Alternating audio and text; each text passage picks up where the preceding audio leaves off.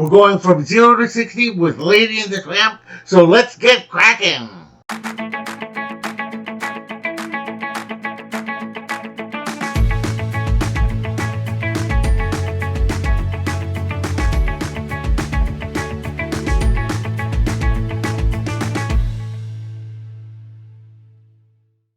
Hello, my explorers, and welcome back to Loren's Adventures out there. And if you are new, thank you so much for joining us. We really appreciate it. My name is Loren, and I'm with Castles, Capes, and Clones, where we discuss everything in the Disney universe.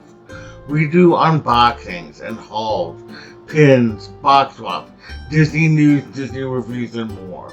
So if that sounds fun to you, we'd love it if you would subscribe to our channel, hit the bell for notifications, and do like this post, as it really helps your favorite content creators know that you appreciate them, and we in turn appreciate that. We are continuing our series from 0 to 60, in which we look at the films from Walt Disney Animation Studios in chronological order. So today, we meet at the middle of the 1950s with the classic film Lady and the Tramp. Lady and the Tramp starts at Christmas in a turn-of-the-century home. Jim Deere gives his wife Darling a Cocker Spaniel puppy that they name Lady. Lady is the queen of her castle, beloved by both Jim Deere and Darling, but things change when the couples have a baby, and it's at this time that Lady meets a street dog named Tramp, who tells her that babies are going to change her life in a bad way, and soon Lady begins to notice these changes, and more and more. One day, the couple asks their Aunt Sarah to watch the baby while they go out. Her cats, Cy and Am, cause a problem for Lady, which ends up getting her muzzled and escaping. Lady ends up seeing Tramp again, who agrees to help her back home. On the way, Lady gets picked up at a pound where one of the dogs, named Peg, tells her he's a tramp. He's a scoundrel, he's a rounder, he's a cad. Eventually, Aunt Sarah picks up Lady, who ties her up in the backyard. Tramp goes to apologize to Lady, who is not having it, but then she sees a rat get into the nursery and urges Tramp to save the baby. Tramp rescues the baby, but Aunt Sarah thinks that he attacked the baby and gets him carted off to the town. It's up to Lady and her friends Jock and Trusty to save Tramp. It's after this that the couple discovers the rat and that Tramp was trying to save their child. They reward him and bring him into the family, where he and Lady have a family of their own. Unlike the films of the first part of the decade, which embraced more of Mary Blair's flatter and ethereal, dreamy layouts, yet dazzling color styling, Lady and the Tramp kept with a more realistic style, with beautifully lush backgrounds with softer colors. This is perhaps because it was the first Disney film to be released in CinemaScope, creating a new set of challenges, including the need for filling the vast sections of the film. While I prefer the former style, I do like the look of Lady and the Tramp. I think that they succeeded in that way. And the animation is absolutely beautiful. While I was impressed with the work Disney did with the animals back in the days of Bambi, since I'm a dog owner, I noticed the subtleties in the movement of the dogs in this film. It's very creative.